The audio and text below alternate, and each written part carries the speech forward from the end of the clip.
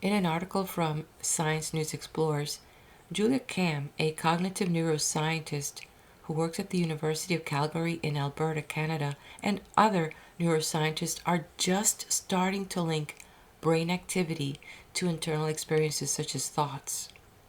New studies opens up the possibility of understanding what we call thought. That's what some of these scientists are saying.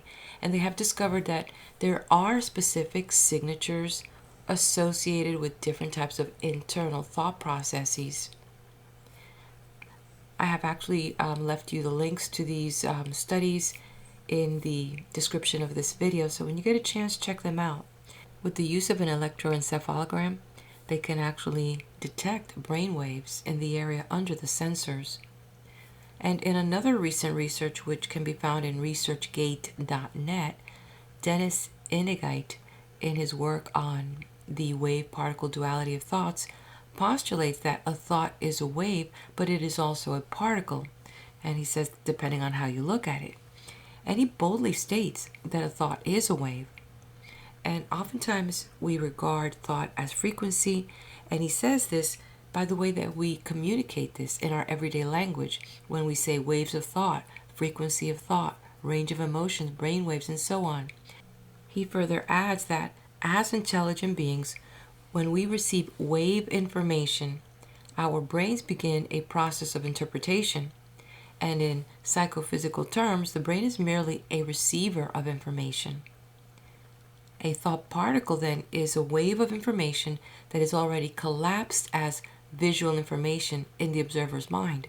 This researcher goes on using very scientific terms, which, I'm not a scientist, but I could tell you that reading it, I understood what he was saying. So in a sense, he was saying that all of this then is particles somewhat in what is called this cognitive space.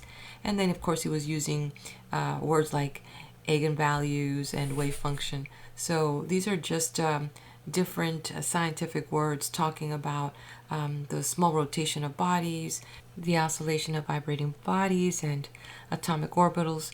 But it's funny that I could read it and I understand it. And I know that you would too. That's why I saved you the link. But he was kind of saying that we receive information as a wave. It then collapses as a thought, and then we see it in our mind, and then we begin to transmit it back into the world through our actions, and again, then as waves again, through speaking and those things like that.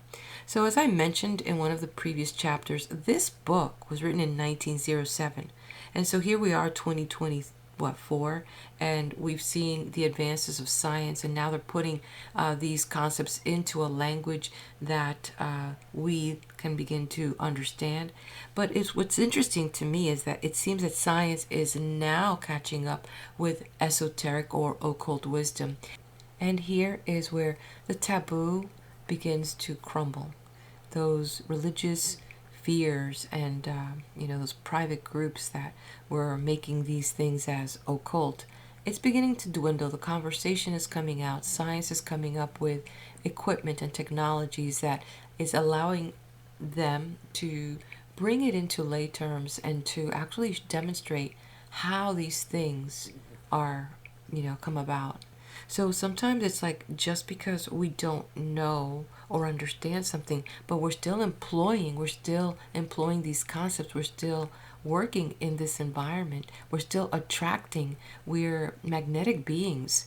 And so you will notice that the author, William Walker Atkinson, uses the most simplest explanation on how to grasp this concept when he offers up the comparison in lesson 2 of the phonographic record being the result of the original speech, which is then being able to reproduce when brought in contact with it by the means of a needle. He's kind of saying this is there, this is captured in here, but it has an agent that induces all of this, and all of a sudden there's this energy coming out and being transferred again. So, like I said, the book, he writes it in a very simple but convoluted kind of way. It's like, okay, I can read this, but it's the more that you get into his style, the more that you begin to like, oh, okay, I see. And that's where even occult information, if you look like even how in the Bible, Jesus talked in parables, and kind of in a roundabout way. And you might have to read that book 2 or 3 times, and actually you begin to pull and draw some interesting information, because you begin to understand or break the code, right? So in this video, I find interesting that the author's going to here explore the aura, the meaning of their colors, and so much more. Hello, I am Daisy, your hostess, and now sit back as I turn the page. The Secret of Mental Magic, a course of 7 lessons by William Walker Atkinson. Lesson 5, The Science of Telementation. You will see by reference to Lesson 2 that the term telementation is used by me in the sense of mentative influence at a distance, the word being derived from the Greek word tele, meaning afar off, and the word mentation, which I use in the sense of mental activity. The terms of the subject. You will also remember that the word mentation implies activity of the mentative energy, which I hold to be universal in its character. You will also remember that the action of telementation depends upon the production of induced mental states by mentative currents in and of the mentative energy. Mentative induction, you remember, operates along the same lines as magnetic or electrical induction in physical science. That is, an original mental state, being an exhibition of mentative energy, may reproduce itself in another mind by mentative induction operating by means of mentative currents. Technical terms necessary. I have explained how mental states may be induced by suggestion, as well as by mentative currents, and shall not allude to this phase at this place, but shall consider mentative induction in its phase of manifestation by means of mentative currents. This mention of technical terms may seem somewhat dry to you, but you should acquaint yourself with the intelligent use and meaning of the terms, for thereby you will be enabled to hold the ideas firmly in your mind. Terms are pegs upon which you may hang thoughts and ideas so that you may find them when you need them. Otherwise, they are scattered around in confusion. The universal mentative energy. In order that you may more fully understand the wonderful phenomena of telementation, I think we had better take another look at the fundamental principle or mentative energy itself. By understanding the nature of the force employed, you may better understand its effects and laws of operation.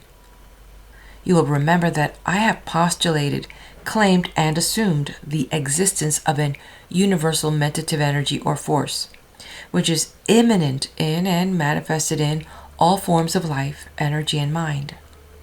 I have also held that all personal manifestations of mind in ourselves and others are but centers of mentative energy in the great ocean of the universal mentative energy. You will remember also that I have claimed that the brain was not a creator of mentative energy, but rather in the nature of a converter or transformer of the universal mentative energy into usable forms and phases. Well, so far we understand the matter. Now let us pass on to the consideration of the mentative currents. Mentative currents.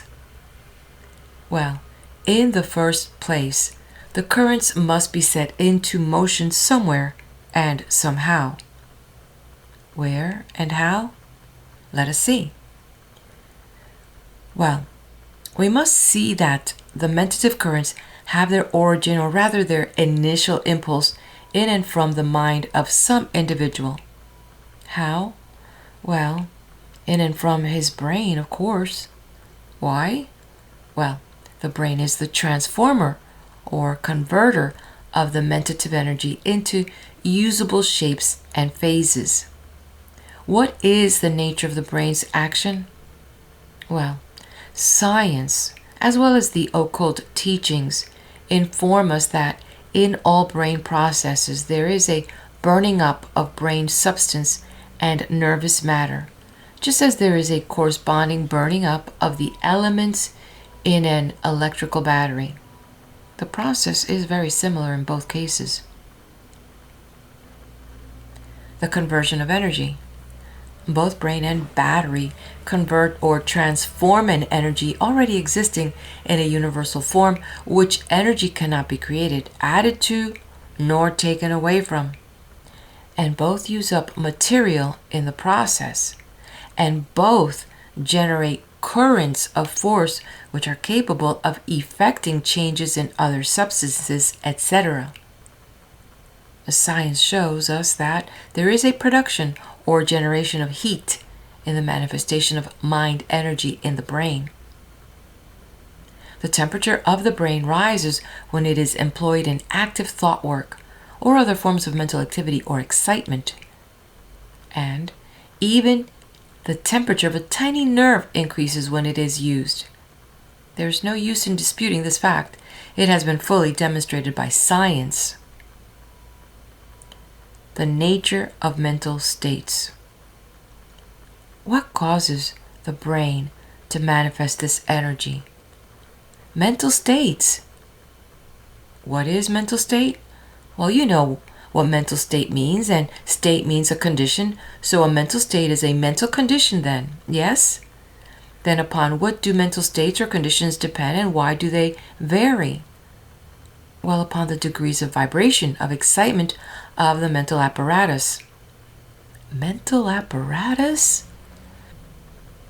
Then, has a thing to have a mental apparatus before it can manifest mental states, original or induced? Yes. But remember this, everything has its mental apparatus, even down to the atom and the particles that compose atoms. Everything feels and responds to feeling, even among the most material forms. Science states this emphatically, and everything that feels and responds must manifest desire and will, if only in an elementary way, and must have mental apparatus in order to do this. There is mind and the machinery of mind in every atom, and all that is evolved therefrom.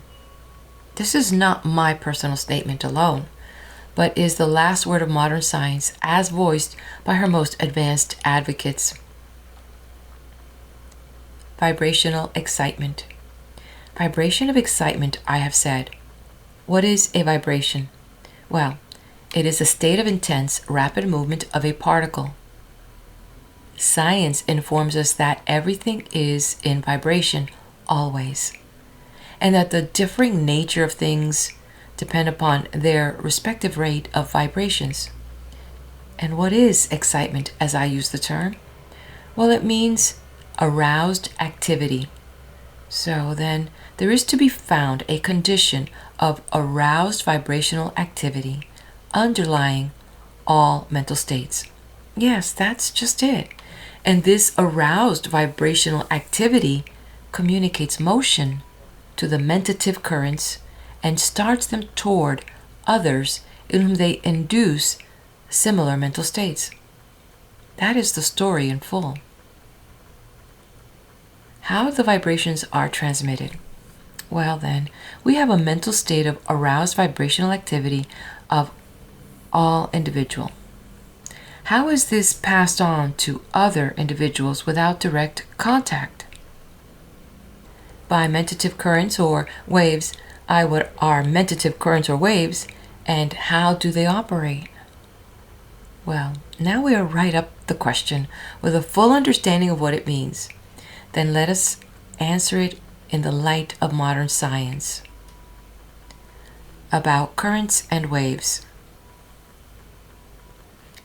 There is a great misapprehension in the minds of the majority of people about currents and waves of light, magnetism, electricity, heat, etc. They are aware that heat and light, for instance, travel over millions and millions of miles from the sun to the earth, and are then felt here, although originating there millions of miles away. They know this fully, but they seem to think that the heat and light actually travel in waves over the distance. But this is not the teaching of science, which, on the contrary, holds that light and heat do not so travel, but that the original heat and light vibrations, for that is what light and heat is, a matter of vibrations, set up waves in the ether. The ether is a supposititious fine form of matter filling all space and between the atoms, as well as between the worlds. Nobody knows anything actually about the ether, but science has been forced to postulate its existence in order to account for certain phenomena. Ethereal waves. Well then, science holds that these waves in the ether, once set in motion, travel on until they come in contact with matter capable of taking up their vibrations. When this kind of matter is found, it takes up the ethereal vibrations and reproduces them in the shape of heat and light. In other words, the original light and heat of the sun does not travel to the earth to be then experienced by the latter, but on the contrary, the original solar heat and light set up the waves in the ether, which travel along until the earth is reached. When meeting with the proper material, they are reproduced or transformed into heat and light vibrations similar to those of the original impulse. And we of the earth feel the heat and see the light. Electricity and magnetism are reproduced in the same way. Do you see? It's just like the voice vibrations setting up electrical vibration in the phone, which travel along and then are retransformed into voice vibrations again at the other end of the line. Do you understand it now? And when you think of this, please remember that the receiving end vibrations are induced. Now you begin to see what I'm driving at, don't you? The law of wave motion. And there is something else just as much generally misunderstood. People think that these waves actually travel, but they don't. No waves travel. But you may say waves in water travel when we drop a stone in the pond. No, they don't. What really happens is that the motion of the stone produces an elevation of the water that you call a wave. Then the motion is passed on and another wave is formed, then another and another, until you have a series of waves that apparently travel toward the shore. But the waves don't travel. They merely communicate their motion to the particles of the water next to them, and a continuous moving effort is exhibited. Experimental proof. The real motion of a wave is up and down only. Place a cork in the water and then create waves, and you will see that while the wave motion travels outward, the cork merely bobs up and down and does not move with the waves. Here is how science illustrates the motion. It bids you take a rope and tie one end of it to a post or wall, etc. The loose end being retained in your hand. Now slack the rope a little and begin to agitate it up and down. What happens? You will see a wave motion generated and a series of waves passing over the rope from your hand to the post or wall. And yet you know that the rope itself has not traveled, but has merely moved up and down. It is not a matter of travel, but of communicated and induced motion. Try the experiment yourself. Do you see it now? Well, all waves are alike in this respect. Light waves, heat waves, electrical waves, magnetic waves, and mind waves all communicate vibrations which move on in a wave motion. Waves in the ocean of mind. But these heat and light waves are waves in the ether, which ether is a material thing. Do I hold that mind waves are the same? Not exactly. I hold that the universal mentative energy is higher even than the finest ethereal matter, and that it pervades the latter. And I hold that we are all centers of mentative activity in a great ocean of mentative energy. We are like bubbles in the ocean, so use a crude figure of speech. And therefore, I claim that the mentative currents and waves are really currents and waves in that great ocean of mentative energy.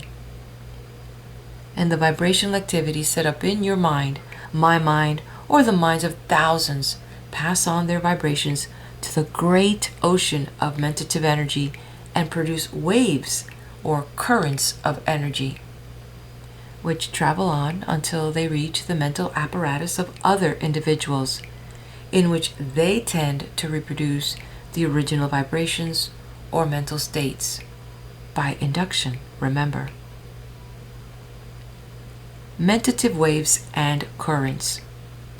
In other words, I hold that these waves and currents are like the ocean's waves and currents, not only of the ocean, but also in it. My idea of the mentative currents or waves are that they are not only manifestations of the universal mentative energy, but also that they travel in the ocean of that universal principle. And that great mentative ocean is full of currents and waves and eddies and swirls and whirlpools and gulf streams and other forms of activity. Important principles. I must ask every student to acquaint himself with the principles of this mentative current as I have stated them from the beginning of this lesson up to this page, that he may get an idea of the laws and operation of telementation. The analogy between the two oceans of water and mentative energy, respectively, is so close that an understanding of one will throw much light on the other. As above, so below. As below, so above, says the old occult aphorism. Each plane of life has its corresponding manifestations. Study the physical world, and you will understand the metaphysical. A mental picture.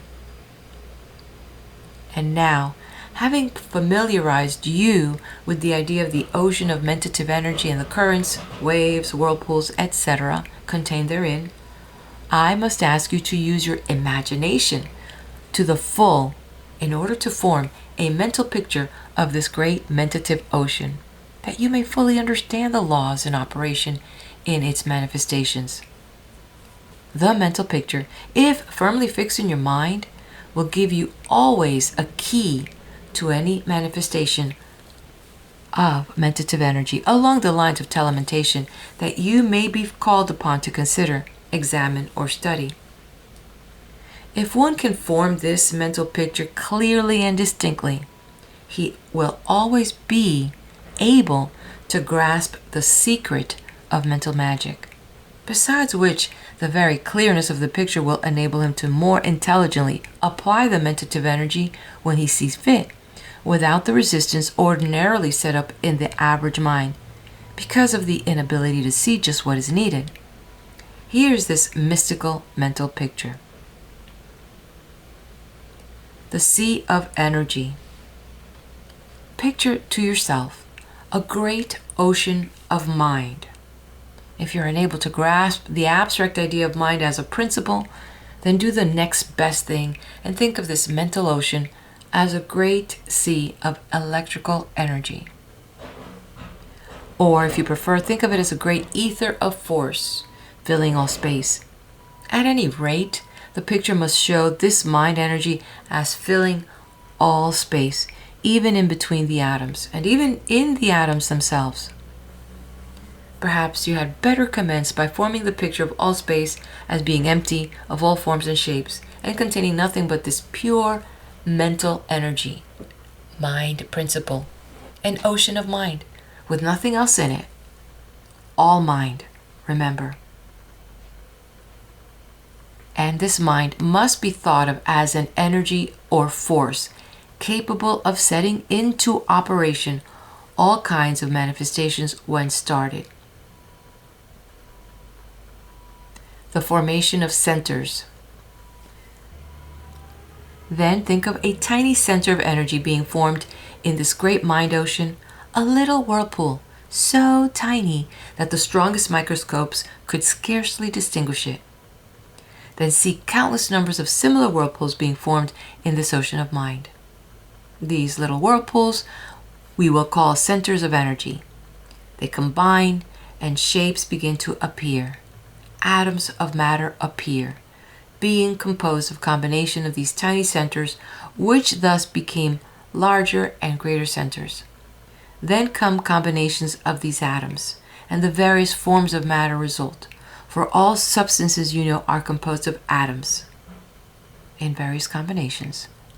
All the atoms seemingly being composed of little particles called electrons, which seem to be like little tiny units of force, but which are attracted and repelled by each other, and seem to have their likes and dislikes, thus showing the elements of mind within them.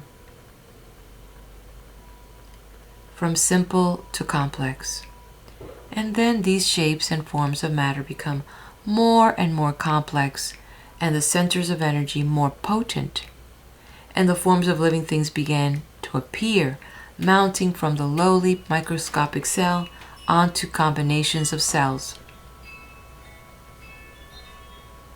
In plant life, then animal life, and then human life. And each form, as it mounts higher, displays more and more power of mind, until at last we see man with his wonderful mind as a great center of energy in this great ocean of mind. The essence of energy.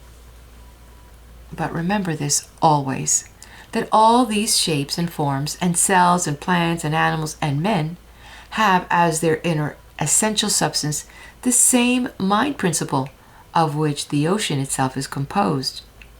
They are centers of activity in this mind ocean, but are composed of the same substance as the ocean itself. You may think of them as vibratory whirlpools of mind, if you like, and you will not be very far out of the way if you do.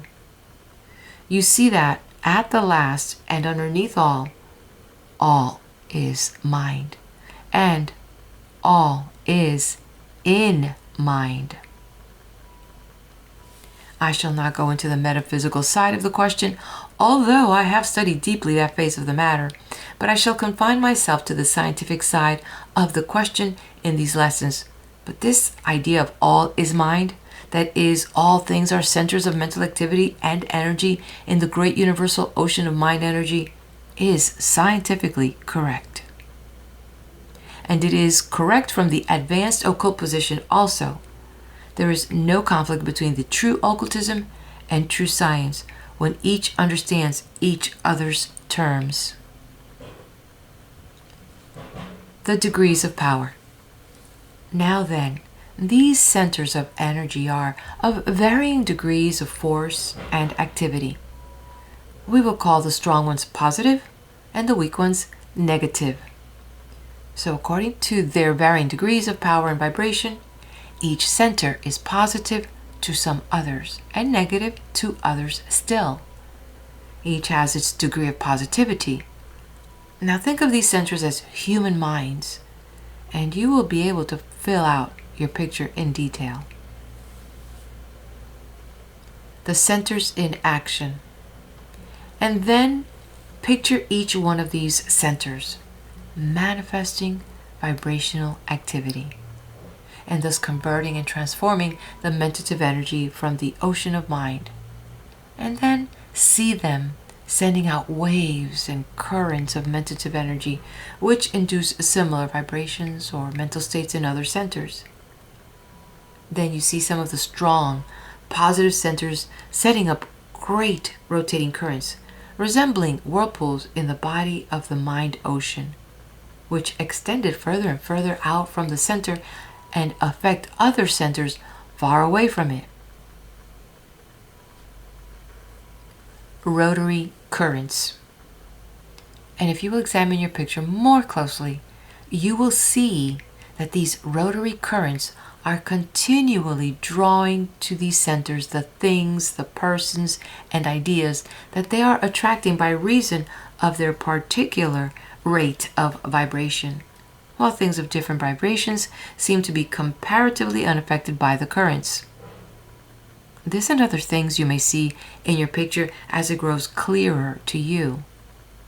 And in addition to these currents, you see great waves traveling out in certain directions, towards certain objects to which they have been directed. In short, you see all the phenomena of the ocean of water reproduced in this ocean of mind. You see the picture of the circulation of mind. You see the forming and growing and evolution of centers of activity and mentative energy. The two poles of activity. And when you come to look a little closer at your picture, you will see that each one of these centers of energy seems to have two poles of activity, one of which acts in the direction of impelling, driving, pushing, forcing, urging, directing, etc., the action being always outward, and the other acting in the direction of drawing, pulling, attracting, coaxing, alluring, charming, leading, etc., the action always being inward. One seems to be a masculine force, the other a feminine force. One seems to act as willpower, the other as desire force.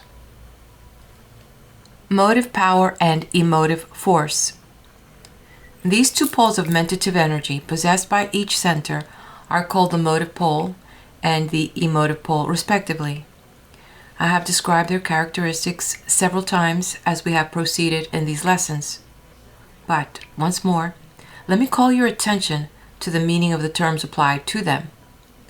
Motive means, of course, that which moves, that which incites to action.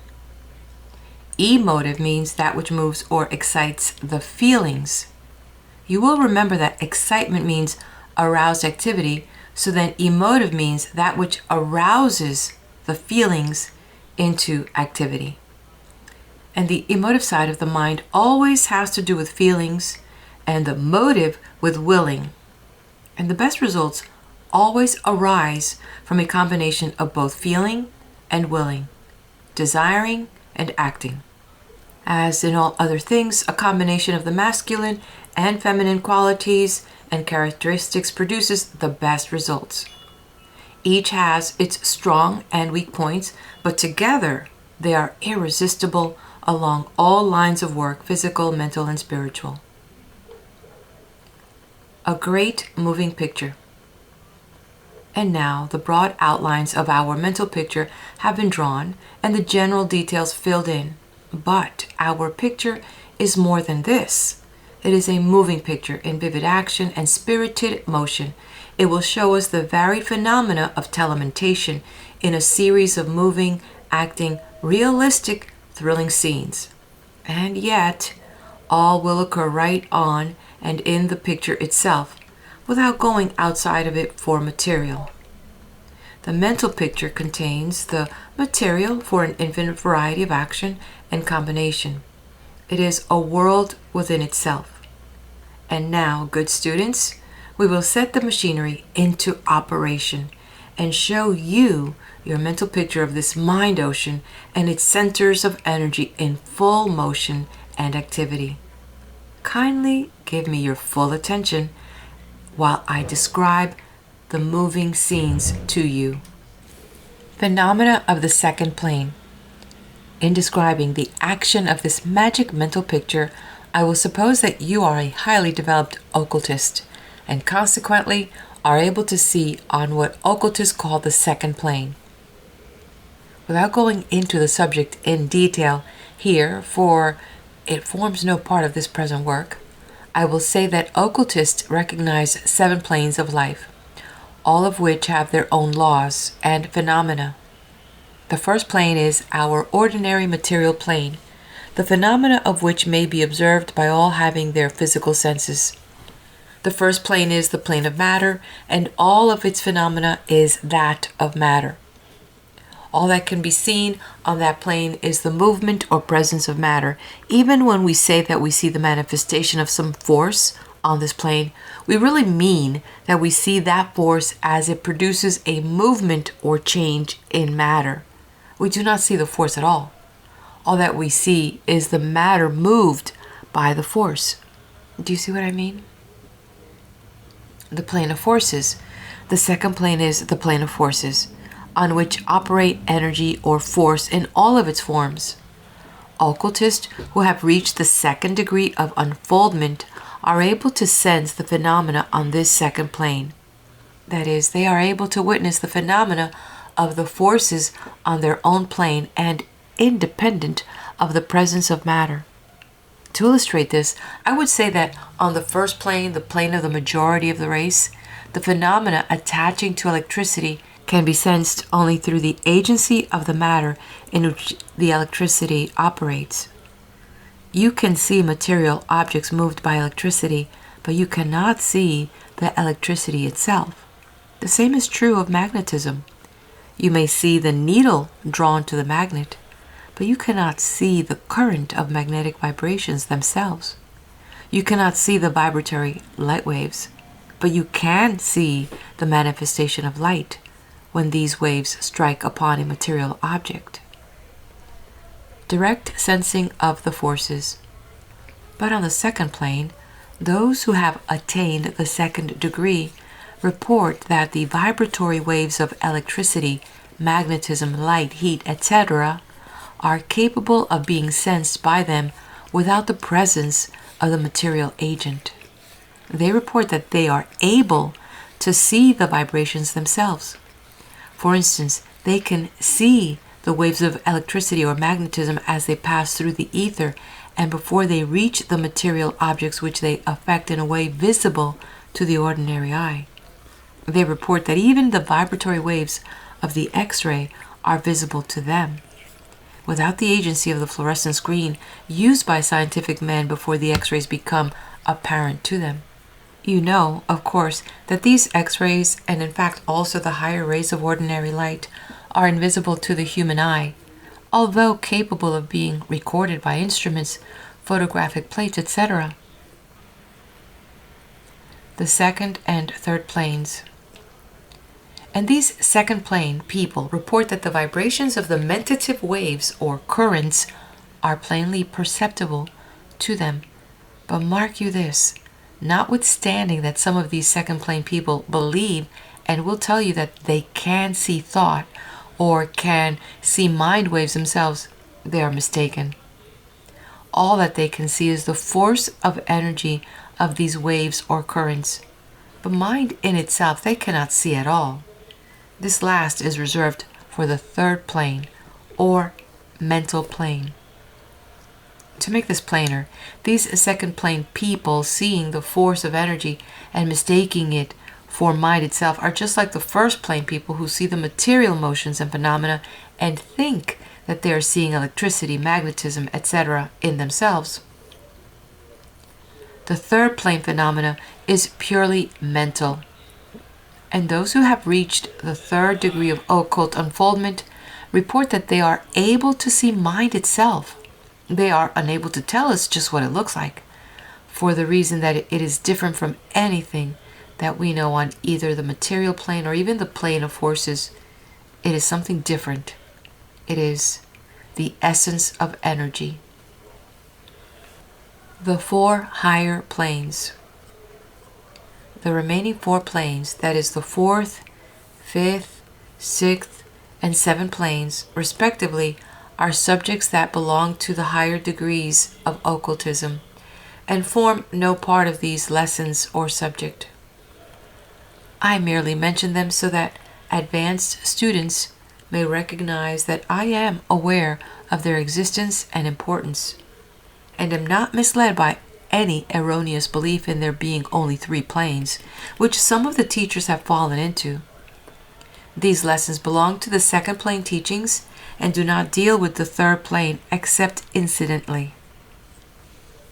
They deal with the energy phase of mind, that is, mind in its aspect of mentative energy. Someday I may write up the higher planes, but not now. 2nd plane sights. So, to return to our magic mental picture, I will assume that you are able to sense the 2nd plane phenomena, and thus actually see the passage and existence of the mentative waves and currents. By giving you the teachings in this way, I will be able to picture the phenomena much clearer than if I held to the 1st plane method. I want to show you the forces themselves as well as their effect upon material forms. You understand what I mean now, don't you? The tinted thought clouds. Well, the first thing that you will see in our magic mental picture is the presence of great clouds of vapory substance, somewhat resembling the fleecy clouds of a summer day, although some of the clouds are much heavier and darker looking, and you will note the presence of color in these clouds, some of them being a dull gray and others being tinted like the clouds at sunset or sunrise. It is a beautiful sight, this ever-changing mass of colored clouds of all kinds, shapes, forms, and degrees of density. Let us consider just what these various colors mean, for each has its own meaning, the color being dependent upon the degree of vibrations and the degree of vibration depending upon the feeling which started the waves into motion. I had not intended to mention this in these lessons, but I now see that I cannot omit it without causing a loss to my students. When one gets talking about 2nd plane phenomena, it is hard to refrain from telling the story through to the finish. The emotional colors.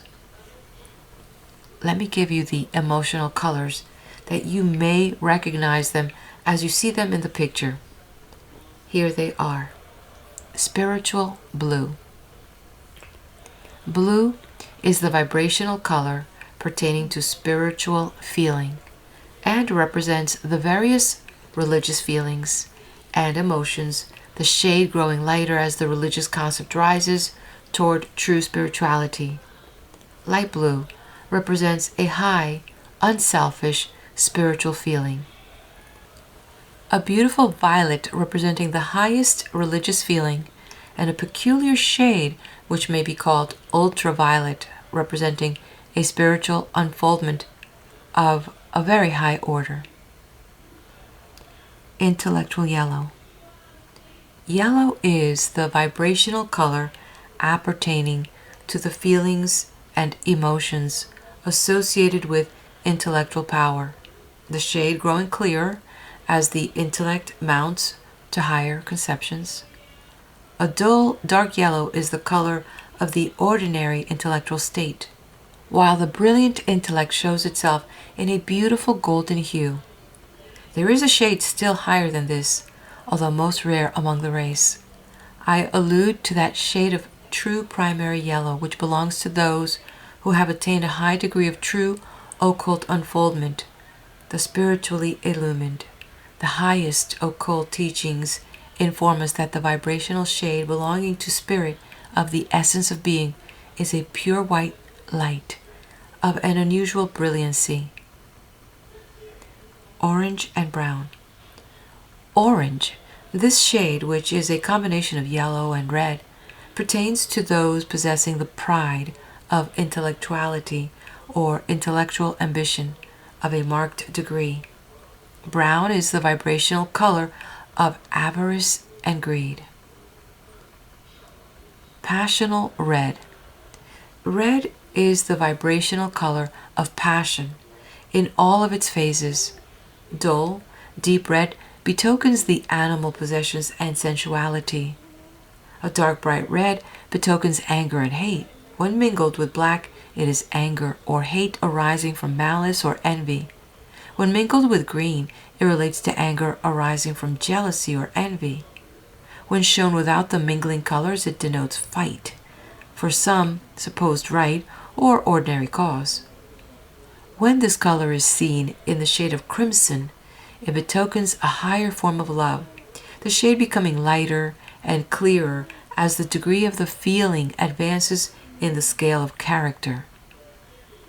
A gross, selfish love shows as a dull crimson, while a higher form of love displays a clear shade terminating in a shade approaching a soft rose color when the character of the attachment is on a high plane. Deceitful green. Green is a peculiar vibrational color and betokens a number of odd phases of feeling and emotion. A peculiar dull, dirty green betokens jealousy or envy. A grayish green indicates deceit, which shades becomes clearing brighter as the quality of the deceit rises in the scale. A bright clear shade of green is seen when there is a manifestation of tact, diplomacy, politeness, adaptability, etc., etc. Negative gray. Gray is a negative vibrational color, which in its dark shades indicates gloom, depression, or melancholy, etc., and in a bright clear shade indicates selfishness, and in a certain pallid shade indicates fear or terror. Hateful black. Black is the vibrational color of hate, malice, revenge, and similar states of feeling. These vibrational emotional colors, of course, combine and blend into each other in countless combinations, but the above will give you a key to the same. The appearance of desire and will. The vibrational colors of the two mental poles can scarcely be called colors at all, for their colors and shades are derived from the character of the feeling inspiring them, which gives to them the degree of vibration and color indicating the motive or emotive pulse. But there may be seen a difference even in these two. That is, the emotive pole, in its currents or desire force, shows a scintillating effect, as if there were a multitude of minute sparks or stars in the current.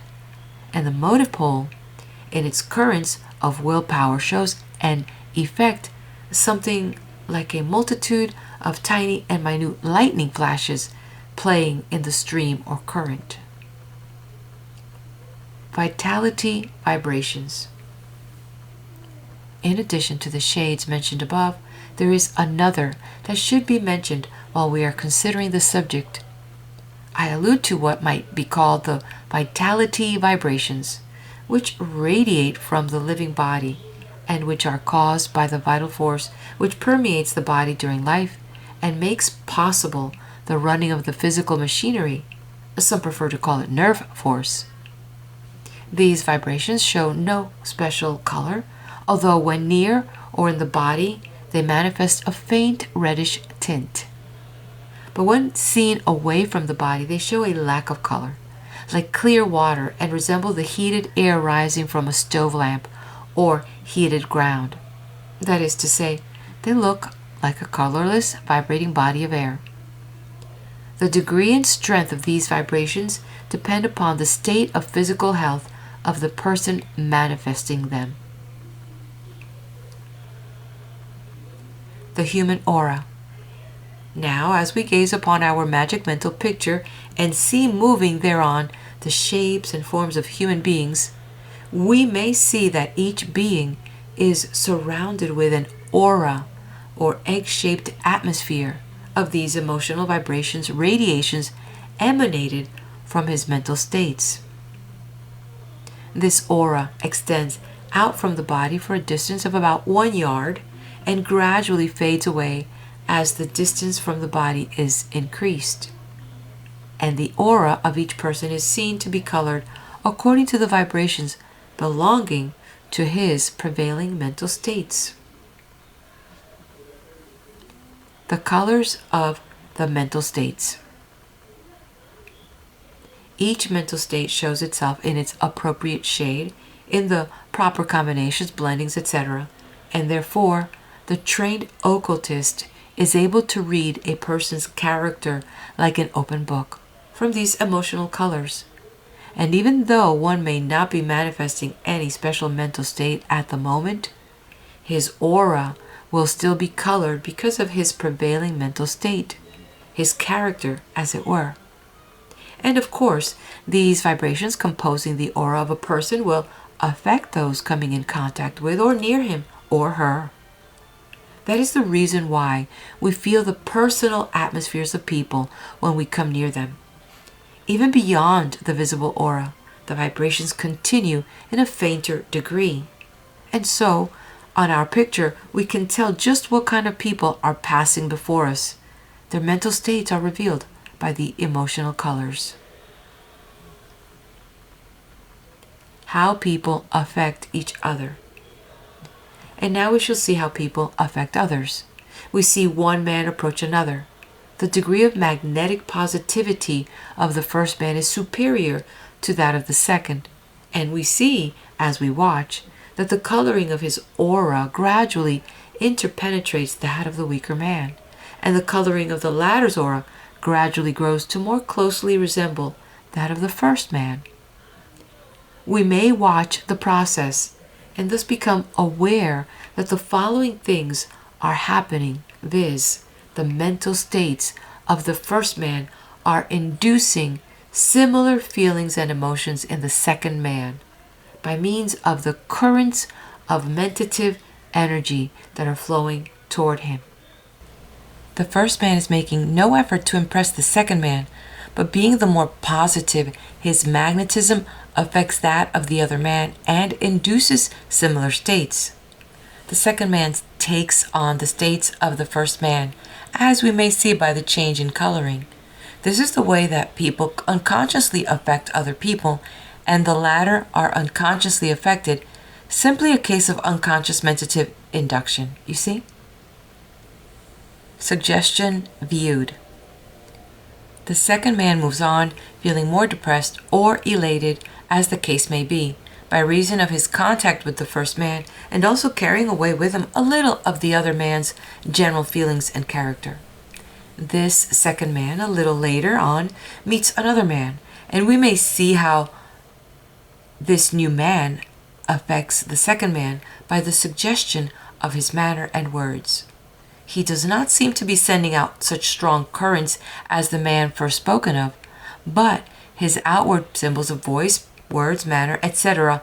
are well added out, and we soon see our second man having mental states induced in him by suggestion. You have now seen two stages or phases of mentative induction. A positive exhibition.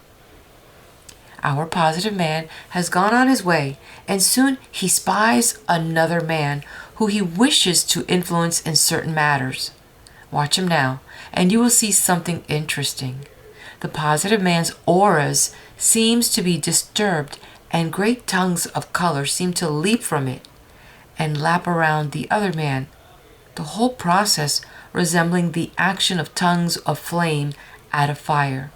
These tongues of mentative currents wrap themselves all around the other man, and some seem to scintillate as they manifest the action of fairly pulling him toward the positive man, while others seem to be beating upon him like a rain of tiny flashes and lightning. The one is the play of desire force, and the other the action of will power. This gives us a good illustration of personal influence in an interview or a phase of personal magnetism. Willpower lightning. As the action grows more spirited, you may see the willpower of the positive man darting out in straight, sharp flashes, like great sparks from an electric battery, and you may see the process by which he beats down and neutralizes the willpower of the weaker man, until he seems to exhaust it and take it captive, and the man acquiesces in the statements and demands of the stronger-willed man. desire force induction. This process is hastened by the fact that the desire force of the weaker man has become so impressed by the stronger will that it becomes dazed or fascinated, the effect being strongly increased by the desire force of the stronger man, setting up mentative induction, a corresponding vibration in the desire pole of the weaker man. And a fourth element in the attack is that the strong desire force of the strong man also tends to pull the will of the weaker one toward it and away from its natural mate, its own desire pole. A combined attack. This is a case of a combined determined attack. It is true that the positive man may not know a single fact regarding mental magic, but he has learned the process of affecting and influencing others and bending them to his will and desire, although he is ignorant of the scientific explanation of the process. Every positive magic man understands this instinctively, and his knowledge increases as practice gives him more confidence in himself. Charming, alluring attraction. These people pass from the scene, and we may see in their place men and women charming, alluring, and drawing others by reason of their desire force operating along the lines of the so-called love, but which is but little more than selfish animal passion, in some cases grosser than that manifested by the animals, because it is abnormal in its manifestation and inordinate in its demands. Repelling attacks. We see much of this in our picture, but we notice here and there that some man or woman seems able to repel these attractions easily and are not affected by the currents of desire. Why?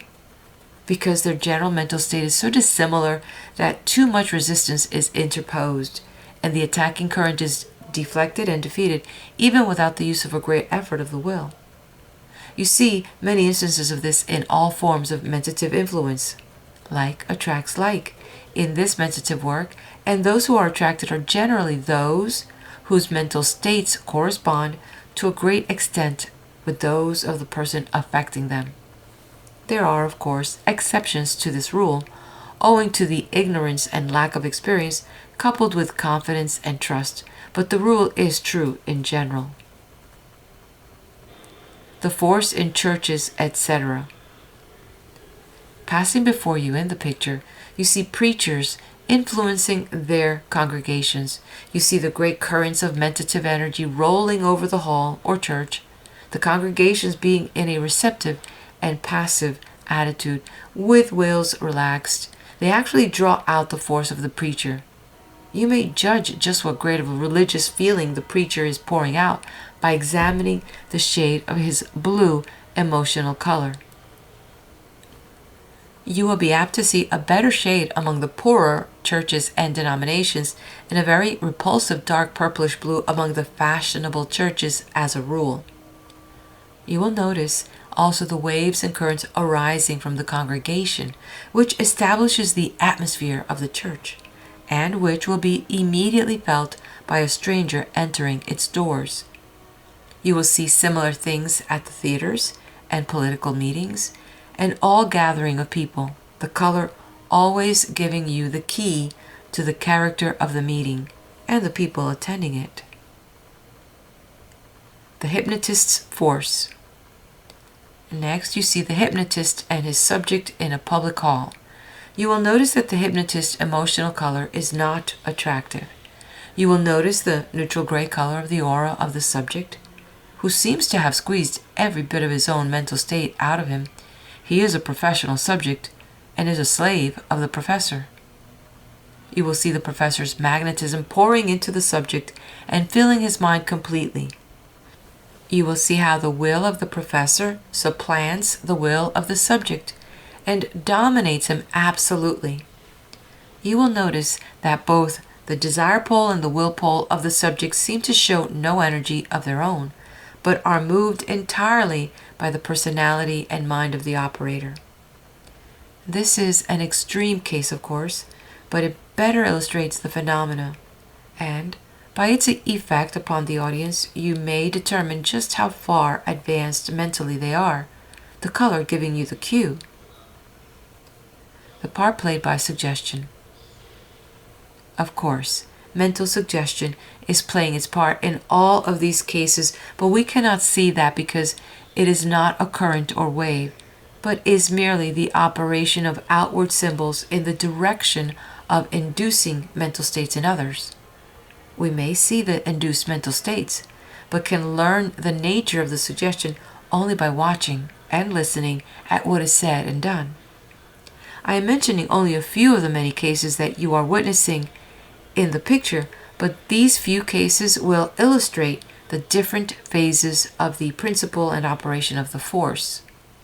But all these cases have been given you merely an illustration of telementation at short range. Now let us proceed to examine the instances of the operation of the same force at long range in all of its many and wonderful phases. Mental atmospheres of towns and places. Before doing so, however, let us take a quick look at the mental atmospheres of towns, cities, and villages, as well as of the buildings, localities, etc., passing before us on the picture. This is most interesting and instructive. In the first place, you will notice the great clouds of mentative energy permeating every place and every corner, each showing its own shade of vibrational color, indicating the vibrations arising from the prevalence of certain mental states. I have spoken of the causes of this in a previous lesson, and I shall not repeat the details here. You will remember that I have explained to you how the various currents of mentative energy of all kinds and degrees come in contact with each other and often blend, combine, or else act in the direction of neutralizing each other's force. Currents of a similar degree of vibration harmonize and form combinations or blendings. Opposing vibrations in currents tend to antagonize each other and neutralize each other's force. I have explained this at length in Lesson 2. In this way are the mental atmospheres of places formed. You may see them in the picture. Mental vibration persists. But you may ask, why do these clouds persist after the person has sent them forth? The answer is that the force once set into motion persists for a greater or lesser time, depending upon the intensity of the original impulse. Just as the light of a star, or rather its light waves, exist and move on centuries after the star has ceased to be. Just as the heat vibrations continue in a room when the producing cause has been removed. Just as odors remain when the cause moves away, so do the mentative vibrations and their corresponding thought forms continue long after the original feeling has passed away. Yes, for years afterwards in some cases. Why are places unlucky, haunted, etc.? In this way, places, houses, stores, etc. maintain atmospheres imparted by the vibrations of people long since moved away or passed away. Stores are unlucky because of the negative mental states of some people who have occupied them. Houses are haunted by reason of the vibrations arising from intense desire or feelings or horror and fear of someone participating in a crime, either as criminal or victim. The atmospheres of prisons are quite noticeable even to the ordinary visitor who feels the vibrations with which the place is saturated. The atmosphere of places of low pleasures is equally noticeable. I know of a place of this kind in which the vibrations continued for years after the original tenants had departed and the building had been used for business purposes. Hospitals have a very depressing influence upon the majority of people. Of course, these negative effects can be removed by mentally treating the place or room and send forth streams of mentative energy of a positive, stimulating character. Positive atmospheres. On the other hand, the presence of an active, energetic, successful man or set of men in a place will permeate the place with positive vibrations that will stimulate all who abide there. I have in mind a certain large office building in a large city, which is filled with these vibrations, originally arising from a few leading men who built and occupied it, and then attracted to themselves others of the same kind, the result being that the combined influence now renders the place an inspiration for those having offices in it. I have heard people say that after moving in that building, their business doubled itself, and their energy increased in the same proportion.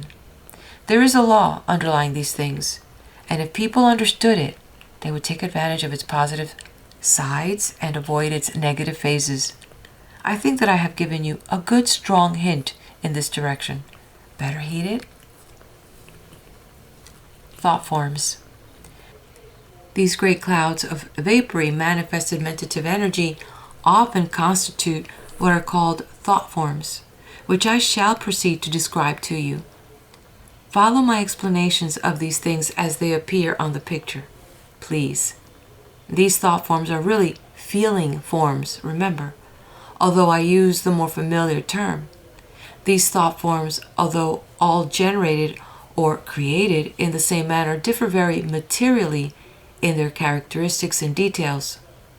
Let us consider some of these details and characteristics and appearances. The appearances of thought forms.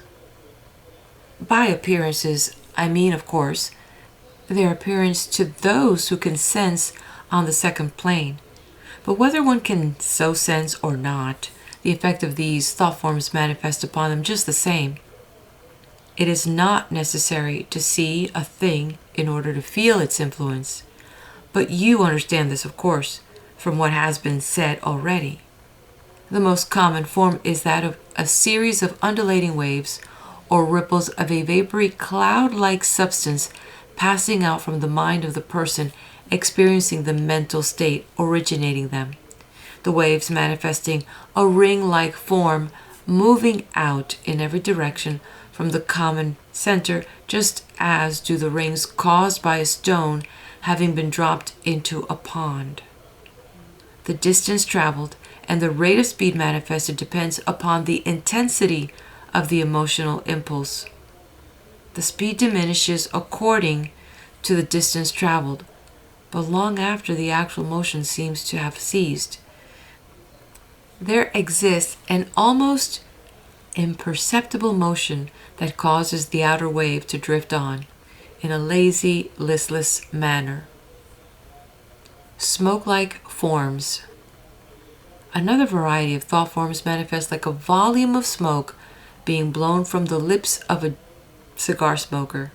Such forms pour out in a long stream, then spread out and broaden, although maintaining the direction originally imparted to them. This form arises when the mental states arise directly in connection with some other person or thing, and when the attention of the mentator is centered, consciously or unconsciously, upon the person or thing. In this case, the motion of thought form is in the direction of the person or thing being directly considered by the mentator. Akin to this form is a series of forms resembling and puffing forth of smoke from a huge smokestack, great puffs of mentative thought forms being sent out in a certain direction as the jerky repeated mentative impulses are originated and manifested in the mind of the mentator. Interesting forms. Other kinds of thought forms pour forth steadily, but lazily in the direction of the object thought of. Others still are ejected in all directions from the mentator, like the steam escaping from the lid of a tea kettle which is being lifted by the force of the steam within.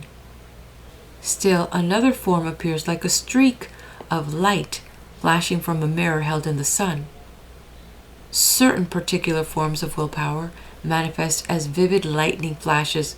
Other forms travel and seem to enfold the object thought of, and which, being impelled by the strong desire of the mentator, act as if they were trying to draw back to him the objects desired. In fact, That is exactly the nature of the action of this class of thought forms. The effect produced depending, of course, upon the positiveness of the mentator and the strength of the desire. The effect, of course, also is materially influenced by the degree of positiveness of the person affected and other attractions which prevent the yielding to the pull of desire force. A strong desire force.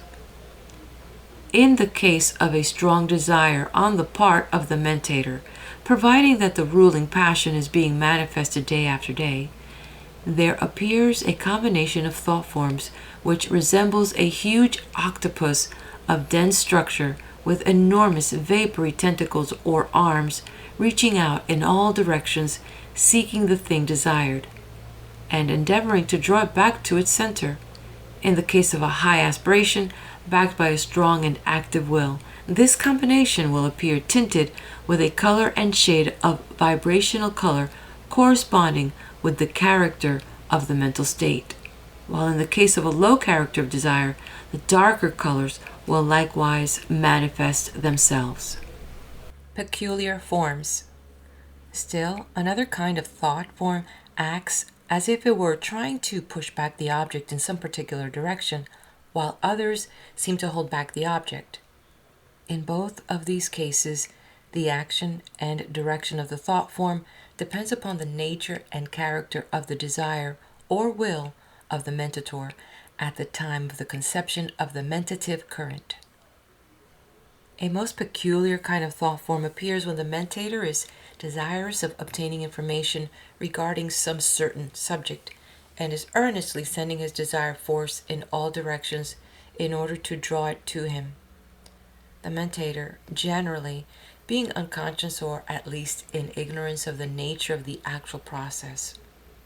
In this case, the thought form maintains a thin connection with the mind of the mentator, and darting here and there, it attracts to itself the thought forms emanating from the minds of others, which may happen to contain the desired vibrations. It even reaches out to the presence of other mentators and absorbs the mentative vibrations emanating from them, and literally steals their ideas if they have not properly guarded the same by their will. The mentative wire. In this connection, I may call to your attention the well-known fact that persons thinking along the same lines, although in different parts of the world, are often brought in close rapport with each other in this way, as many people know by their own experience. In this case, the thought forms seems to act as a sort of mentative wire conveying the vibrations from one mind to another. Very much akin to this last mentioned kind of thought form is another which occurs in instances of direct telemental communication between persons. In this case, the thought form proceeds in a long straight line from the one mind to the other and then acts as a direct wire, conveying the mentative currents or vibrations from one to the other. Rotary forms. There is another variety of thought form that spreads out in gradually winding sweeps, the thought form having a rotary motion. The sweeps are in constantly widening circle and reach out further and further each day according to the impulse imparted to them by the mentator. But the most peculiar feature of this thought form is a strange movement towards its own center, by which it sucks in all that it attracts to its vortex. And this phase is manifested by men of strong positivity whose enterprise and schemes are spread over large areas and who set themselves up as centers of this mentative whirlpool and draw to themselves all that come within the sweep of their influence. They make things come their way, in fact.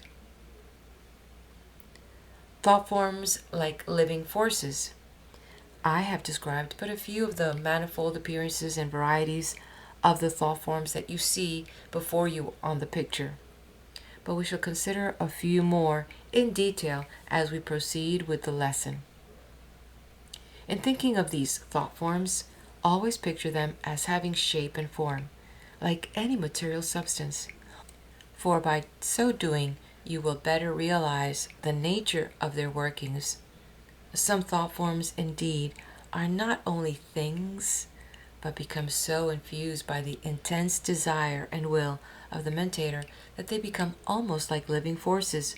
Such thought forms carry the characteristics of the mentator to such an extent, are infused with his nature to such a degree, that when they are felt, they seem almost like the actual presence of the mentator himself.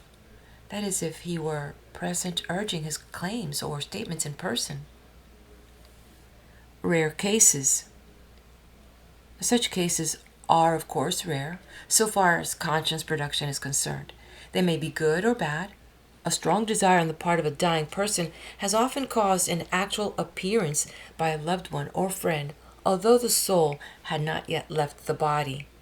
And in cases of dire distress or need, people often so draw upon those who care for them that the latter will send to them a powerful thought form of help, advice, and assistance. Trained occultists can do this voluntarily and consciously, but very few others have reached this stage. The operation of telementation. And now let us return to the consideration of the various forms of the practical operation of telementation. You will, of course, realize that even in case of mentative influence in personal interviews, with the exception of suggestion, there is a passage of mentative currents and a manifestation of telementation. The distance between two minds is slight, but the principle in operation is precisely the same as when the distance is hundreds of miles, and the process is identical. Two forms of one force. And you will also remember that when I speak of desire force and willpower, I am speaking of the force of the respective two poles of mentative energy. Both of these forms are but phases of the same energy or force, mentative energy. So do not imagine that there are three distinct forces. There is but one force, and that is mentative energy, of which willpower and desire, respectively, are but manifestations. The difference depending upon the two respective poles of force, the motive and emotive, respectively. I trust that you will remember this. The two manifestations.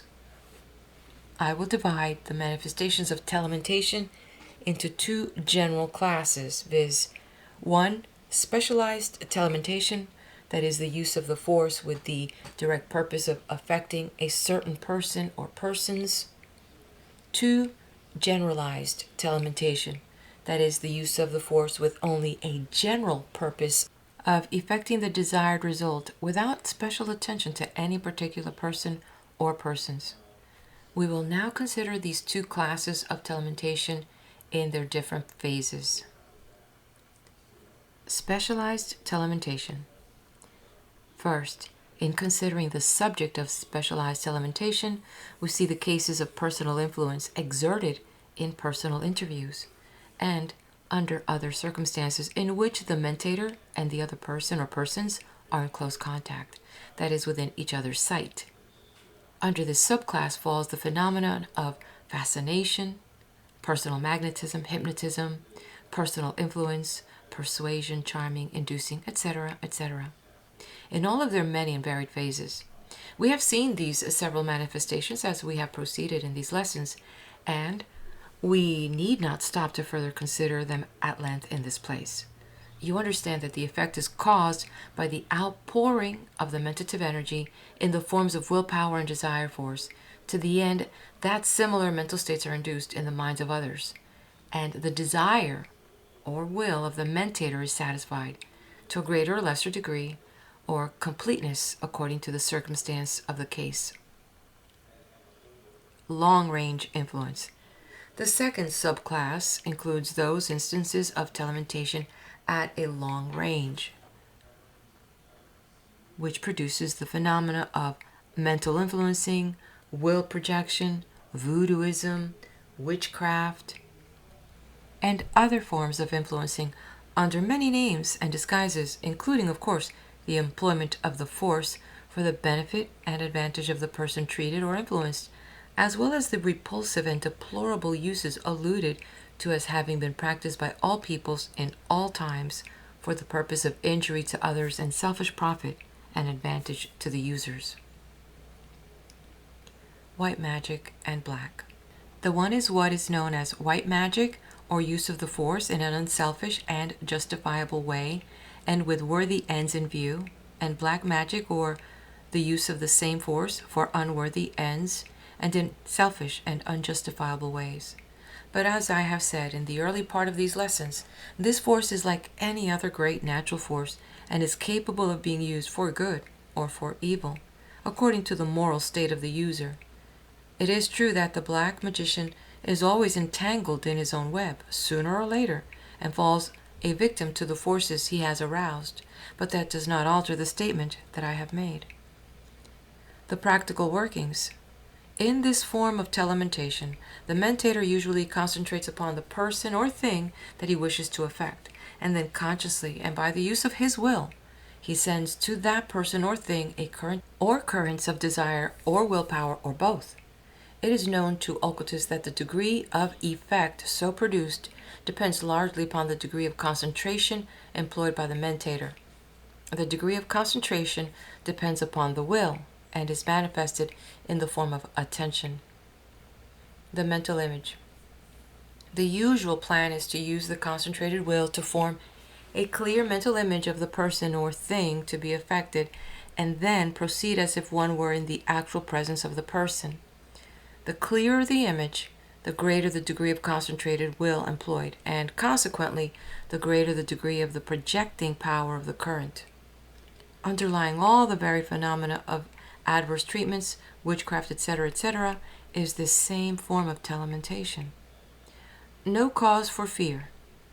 But right here, I wish to say an important word, and that is that the generally claimed effect of these forms of adverse influence is generally greatly exaggerated, and all real occultists know that the principal reason of the unquestioned instances of the effect of this power lies in the mental state of belief, faith, and fear of the persons affected. That is, if one believes or fears that another has the power of adversely influencing or affecting him, then the effect produced will depend largely upon that degree of fear or faith. The evil effects of fear. The persons who are affected by adverse treatments or witchcraft or similar forms of adverse influence invariably believe and fear that these influences are effective against them. By their mental states, they render themselves negative and receptive to the influences directed against them. This is an occult truth, and one that should be made widely known. It is the antidote to the bane of adverse treatments of which we hear so much, in modern times as well as in ancient history under various names. If people would only brace up and assert their individual power as centers of energy, they would surround themselves with such a positive protective aura that the waves of adverse vibrations would beat against them without ever reaching within their mental structure. Adverse treatments. We hear of many cases of people being treated in this way. In these latter days of pseudo-occultism, we hear of treaters making denials regarding people and thus sending them adverse telementation. These people will assert and work themselves up into a corresponding feeling of I deny that so-and-so is well or prosperous, etc. Some even going so far as to deny that the person is. You may imagine the effect of currents of these feelings reaching a mind rendered negative by belief and fear that the other person can so affect them. The suggestion of the fear or belief, and that is just what it is, suggestion, renders the mind of such a person a fit receptive agent for the adverse treatment. How to neutralize adverse treatments. I tell you, if you will but assert your individuality and assume the fearless attitude, you will be able to laugh in the faces of these adverse practitioners of black magic, for that is just what it is, no matter how much they may try to disguise it by pious names. Black magicians in disguise. These modern adverse treatments are nothing less than forms of the old witchcraft which so worried our great-grandfathers, nothing more than the voodoo practices or conjure business that so affrights the poor Negro today. The principles are the same, the practice is the same, and the practitioners are the same at heart. Black-hearted, black magicians, all of them, and subject to the same inevitable fate which overtakes all such people, no matter how high their pretenses. The secret of charms, etc. The physical and material agencies used by the voodoo men and the witches of old, the wax images and pith balls and all the rest of the tomfoolery, were nothing but the agencies upon which the will of the practitioner could concentrate and aid to concentrated will.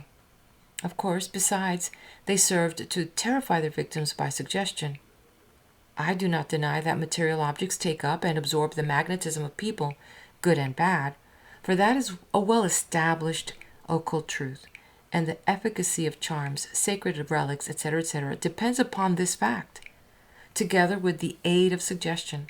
But I do say that all the charms in the world, all the witchcraft and voodoo material agencies, can produce no other effect that is allowed them by the minds of the persons sought to be affected.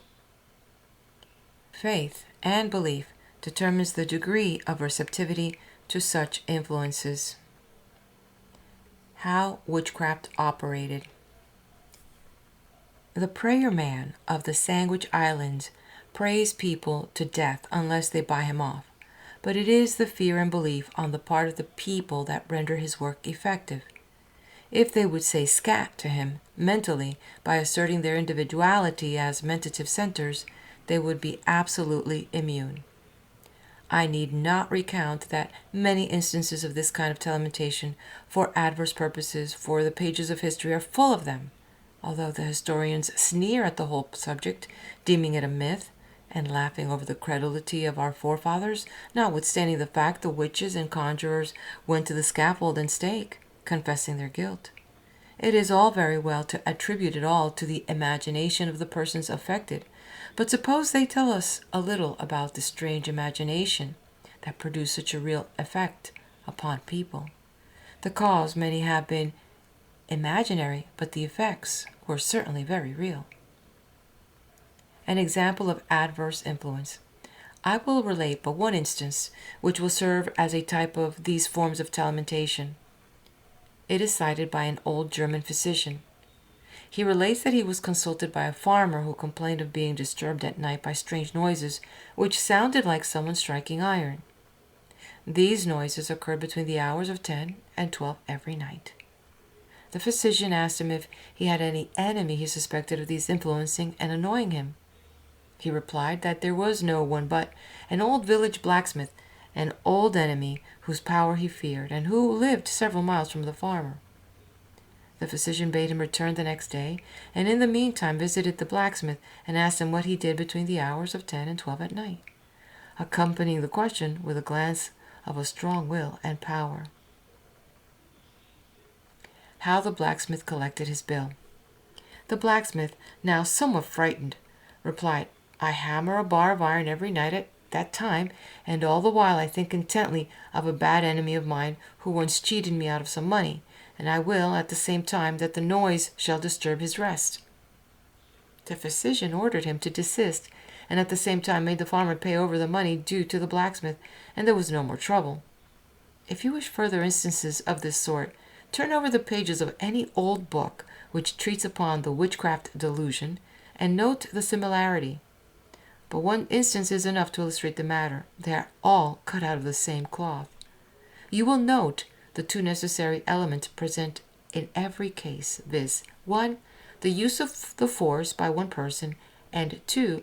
The belief or fear, or both, on the part of the second person.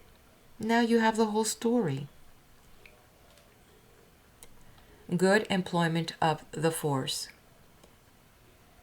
And also remember this that I have told you. The same force that is used in such cases for evil purposes may also be used and is used for the most beneficial and worthy purposes.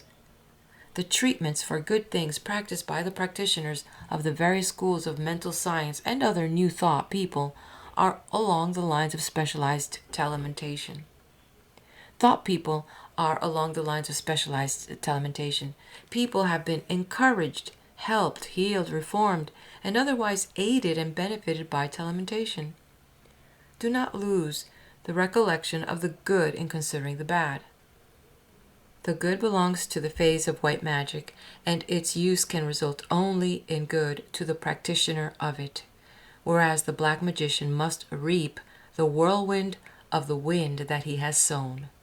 These things come home to roost, always, according to their kind, and they bring their friends home with them. How schemers use the force. In addition to the selfish and evil use above mentioned, there's another selfish use of specialized telementation that is quite common of these late years. I allude to the use of mentative influence by telementation for the purpose of influencing people to fall in with the schemes and plans and enterprises of the mentator. The principle involved is the same as in all these treatments, good and bad, and the practice is the same. The mentator forms the mental image of the other person and then floods him with currents of desire force or willpower or both at the same time, earnestly willing and desiring that he will do as the mentator wishes him to do. The mentator usually uses his will to make the other do this in the mental picture in imagination, thus forming a mental matrix, to which he then tries to make the other conform. This is a form of visualization of which I shall speak presently.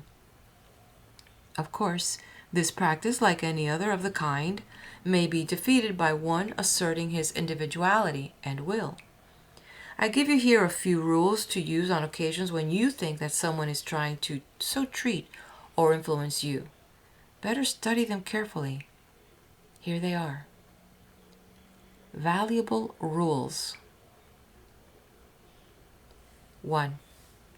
In the first place, steady your mind and calm your feelings. Then pause for a moment and say the words, I am, calmly and forcibly at the same time, forming a mental picture of yourself as a center of force and power in the great ocean of the mind. See yourself as standing along and full of power. Then mentally form a picture of your aura, extending about a yard on all sides of you in an egg-shaped form.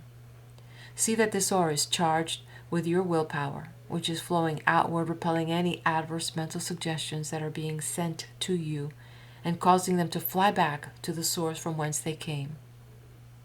A little practice will enable you to perfect this picture, which will greatly aid you in creating a strong positive aura of will, which will prove to be a magnetic armor and shield. A useful affirmation. The affirmation, I am, is the strongest known to occult science, for it is a positive statement of actual being. You may use the following affirmation also, if you please. It has helped many. Quote, I assert my individuality as a center of force, power, and being. Nothing can adversely affect me. My mind is mine own, and I refuse admittance to unwelcome suggestions or influences. My desires are my own, and refuse to admit undesirable vibrations by induction or otherwise. My will is my own, and I charge it with power to beat off and repel all undesirable influences. I am surrounded by an aura of positive will which protects me absolutely. End of quote. A useful denial. The following denial has provided of the greatest value to many. Quote, I deny to all or any the power to influence me against my best interest. I am my own master. End quote. These words may seem simple, but if you will use them, you will be surprised at their efficacy. you realize, of course, that it is the mental state aroused by the words that does the work, rather than any special virtue in the words themselves. Guard against impulses. 2. Guard yourself from acting upon impulses. When you feel a sudden or unaccountable impulse to do this thing or that thing, stop and assert your positive individuality, and then drive out all outside influences by repeating the affirmations, etc., given above, and by creating the proper mental picture. Then, when you have recovered your balance, consider the impulse and decide whether it is your best interest or otherwise. You will be able to see this clearly by reason of your mental house cleaning a moment before.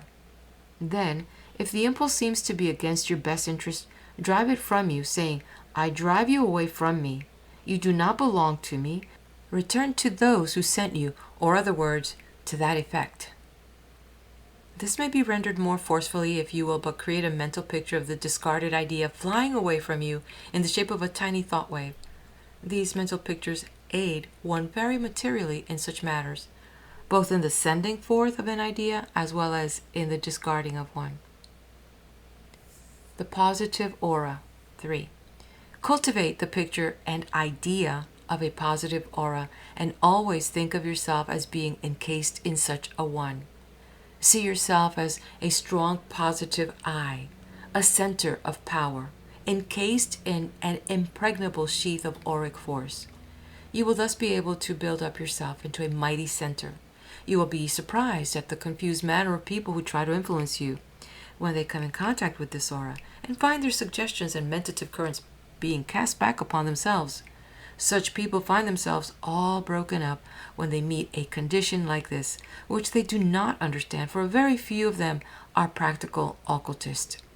The mental picture of yourself as center of power, surrounded with a positive aura, will, if persisted in, render you extremely positive, so that your influence is sure to be felt by the world with which you come in contact. Amusing sequels. You will often be amused by occurrences following after the rejection of these stray impulses, etc. You will find that if you have had an impulse to buy a certain thing or sell a certain thing at a sacrifice, that in a day or so, perhaps an hour or so, you will be approached by some person who will advise you personally to do the same thing, the person being likely to be benefited by the scheme or plan. I do not mean that such a person has necessarily tried to influence you by mentative currents, for he may not have consciously done so. But nevertheless, that is just what has happened, and his desire or will has caused these currents to flow in your direction, and you have felt them. Now that your eyes have been opened to this fact, you will be amused and surprised to see how many corroborative proofs you will receive. But always assert your individuality as a center of power, and all will be well with you in these matters. Conscious and unconscious use. In passing on to the other phases of telementation, I would again remind you that in these instances of specialized telementation, the force may be used both consciously or unconsciously. Those who know the laws of the use of the force may direct these telementative currents direct to those whom they wish to influence, just as they may consciously give mental suggestions in a personal interview.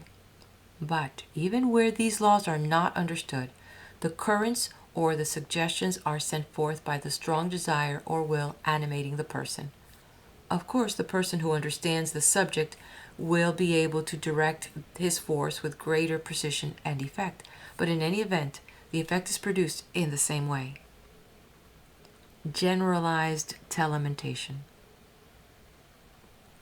We now pass on to a consideration of the second class of telementation, which we call generalized telementation, or the use of the force with a general purpose of effecting a desired result, without special attention to any particular person or persons. This form of manifestation of telementation may be grouped into two subclasses, viz. A, in which the general desire or will of the individual to attain certain results manifests itself in personal interviews and induces mental states in those with whom he comes in contact, and B, in cases wherein the general desire and will manifest in telementative currents or waves or whirlpools affecting all persons and things who are interested in any way in the enterprise, scheme, plan, or undertaking of the individual, and tending to cause them to fall into line and obey the will or comply with the desires of the general plan of the individual. How strong positive men use the force. This last form of telementative influence is far more common than one would suppose. Strong, positive men start into motion waves and currents that sweep over the country, gathering force with each added impetus and using the principle of mental contagion to increase its influence.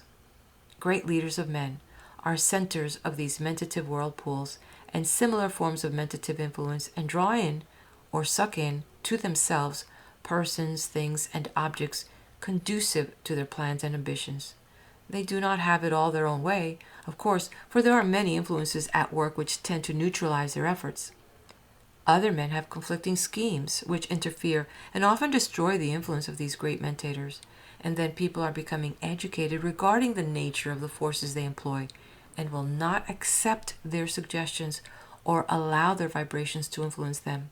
Still, the force is still used to great effect by many politicians and other persons who reach out for large numbers of people. Generals of business and what they do.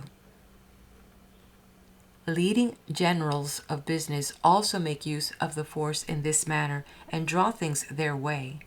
In fact, nearly everybody who does business with people scattered over a large territory employs this force more or less, generally unconsciously. And many of these uses work no harm upon those affected, because many of these people are engaged in legitimate enterprises and want always to give a square deal and a good dollar's worth. I'm not holding up this manifestation of telementation as reprehensible. I am merely stating its general laws and forms of manifestation. How to repel the waves. One may repel these mentative waves in the same way and by the same methods mentioned a few pages back in reference to the repelling of specialized telementation. The rule is the same in both cases, for the principle involved is the same. Justifiable use of the force. Before leaving this branch of the subject, I would remind you that one may take advantage of this last mentioned form of telementation to his own good in a perfectly proper and justifiable way. One may wish to gain certain information and knowledge about certain subjects. If so, he will hold a strong desire that he desired the knowledge will come to his notice and attention, and will at the same time will that the mentative current flow forth in search of persons, things, and objects capable of imparting the knowledge or information. He will get results. He will find that after a while he will run across people who will be glad to give him the information he wants, or he will pick up a book that will either tell him what he wants or else will refer to some other book or subject that will point out the path to him. These instances are quite common and afford wonderful proofs of the laws herein stated. In this way, no one is harmed and mutual benefits are obtained. People are attracted to each other in this way, and each finds his own. The law of attraction. The above manifestation results from the operation of what has been called the law of attraction, by the workings of which each person is continually drawing to himself the people, things, objects, and even circumstances in harmony and accord with his prevailing mental states. Like attracts like, and the mental states determine that which one draws to himself. If you are not satisfied with what is coming to you, start to work and change your mental attitudes and mental states, and you will see a change gradually setting in, and things that you want will begin to come your way. This law of attraction has been much written about in books, in works on mental science during the past 10 years, so it is not necessary for me to go into details about it here. I have given you the general law and rules in this lesson, and you may apply it accordingly. Like attracts like.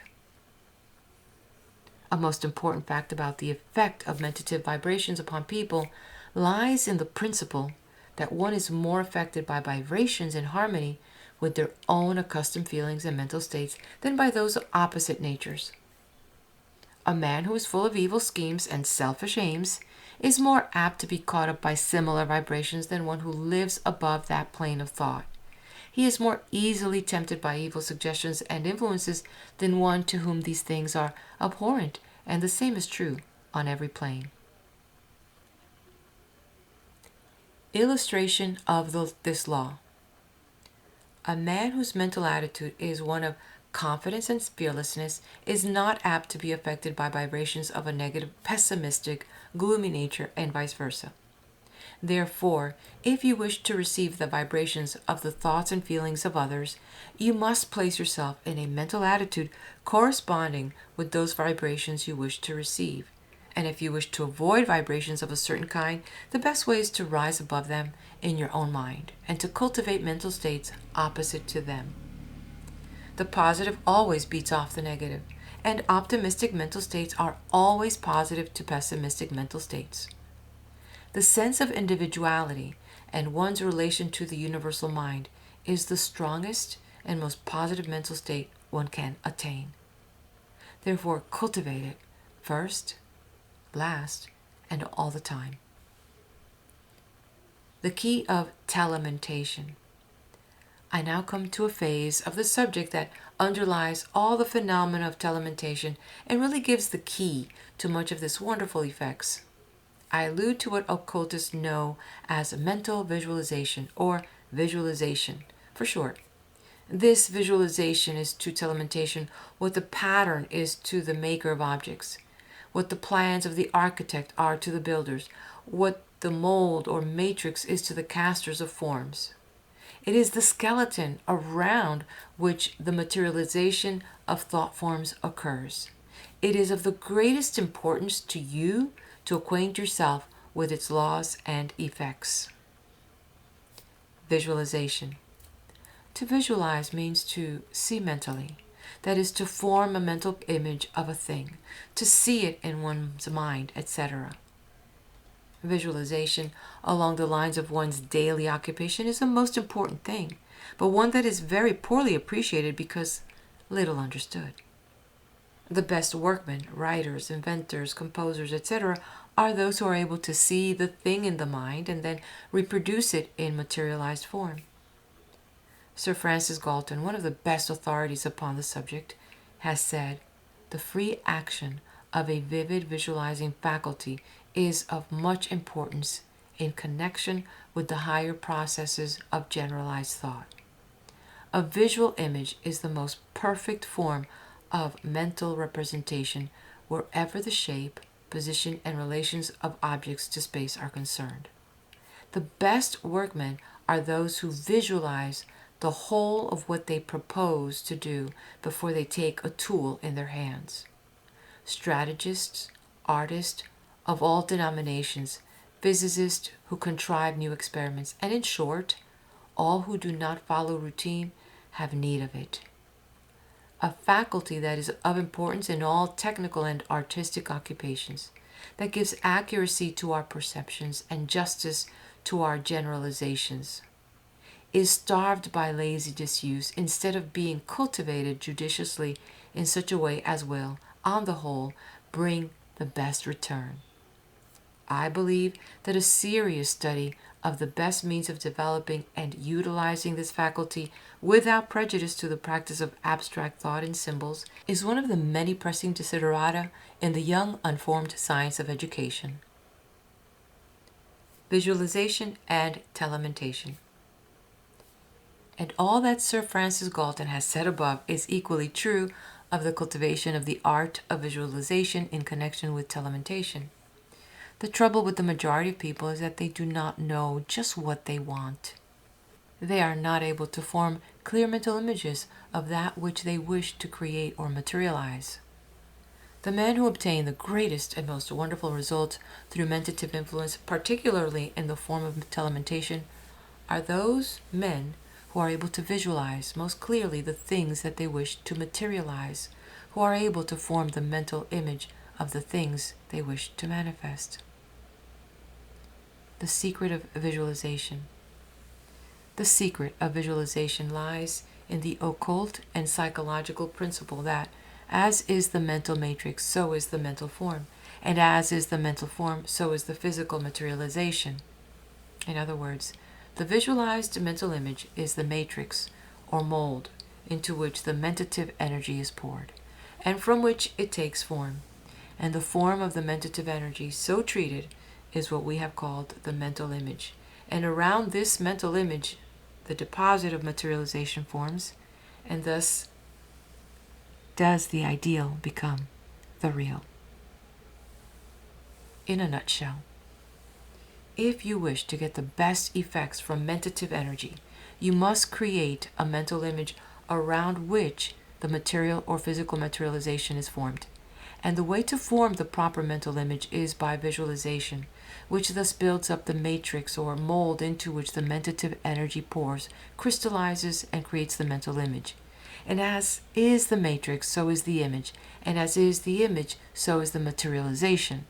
Please read over this statement a number of times until it's perfectly clear to you, for upon your understanding of it depends your understanding of the laws of materialization of ideas of mental images by means of telementative process. What is necessary?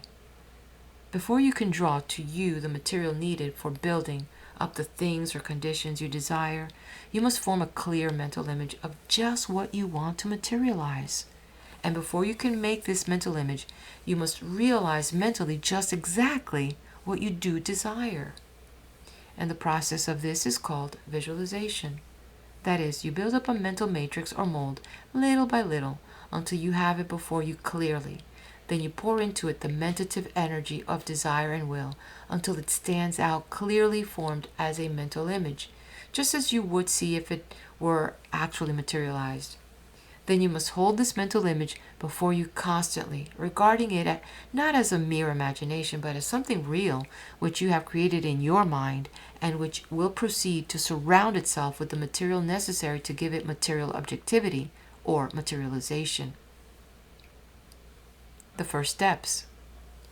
If you cannot see the whole thing at first as a mental image, that is, if you're not able to build up a complete matrix by visualization, then do the next best thing, which is the very best thing for the majority of people, and build a matrix of the first step toward the whole thing, that is, the first thing that is needed. Then concentrate upon this first thing until the mental image stands out sharp and clear, and you will find that things have been started in motion. Then you may add little by little to your matrix and build up your mental image a little larger and in greater detail, and so on and so on. An important rule. And here is an important thing. You must mentally see the thing as actually existing right now and not as it going to exist later on. You must realize that the mental image exists right now, else it will lack clearness and effectiveness. Next steps. Then you must pour into the mental image a constant supply of strong, positive mental energy, desire, force, and willpower, all of which will spread out in the proper directions and affect the material needed to materialize your mental image.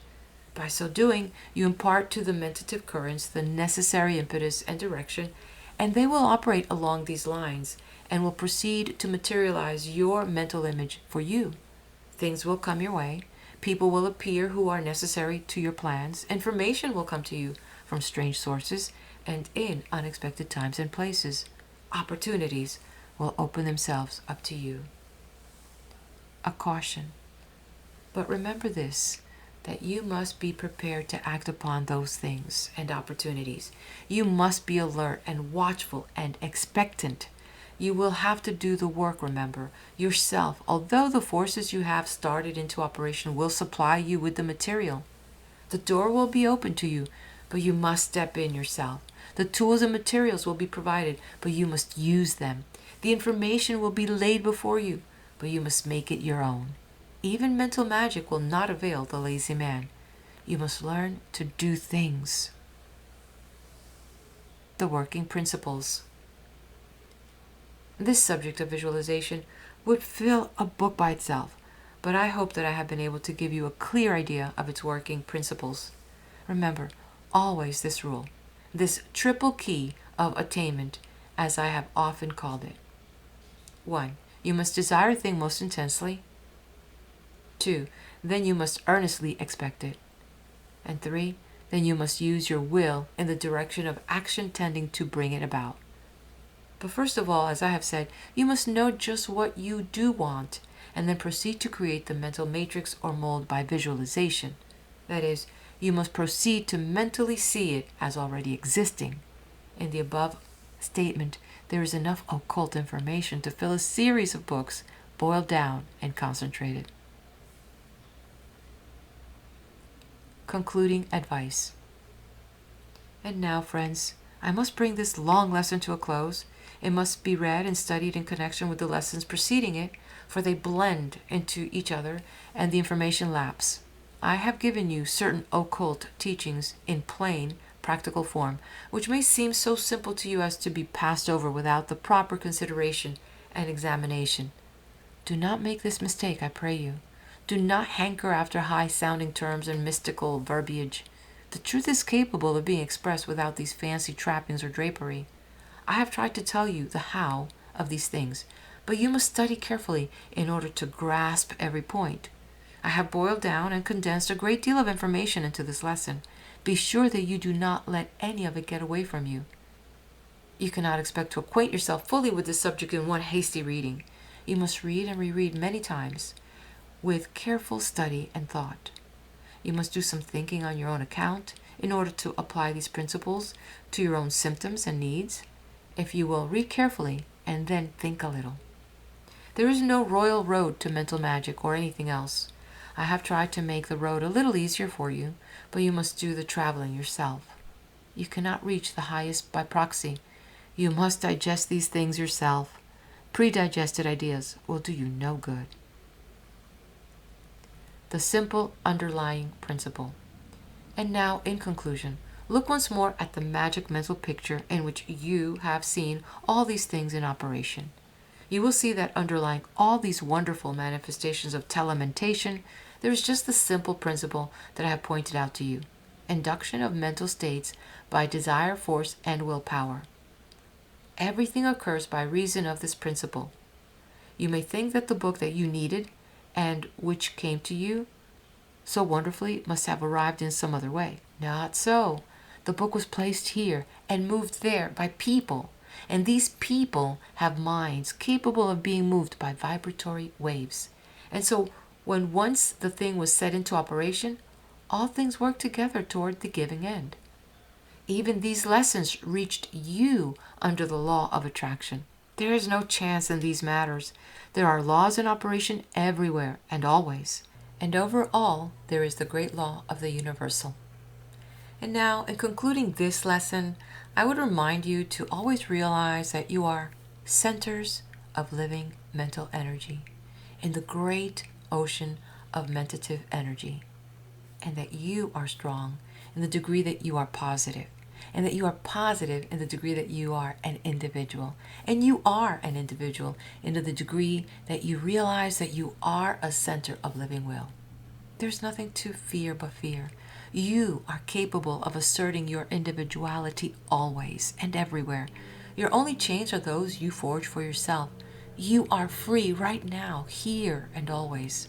Do not be deluded by the pretty things of personality that pass away and perish overnight, but rest serene and firm in the consciousness that you are an individual living will center, and fear not to assert the individual I. There's no devil but fear. Nothing but fear can keep you from your own heritage and birthright. Assert the I and banish fear. End of Lesson 5. All right, my individual living will center, I'm going to invite you over now to the next video where we continue on with this book and we start learning about mental therapeutics. Hit that like button if you haven't done so, and if you know of anyone that could benefit from this, please do share.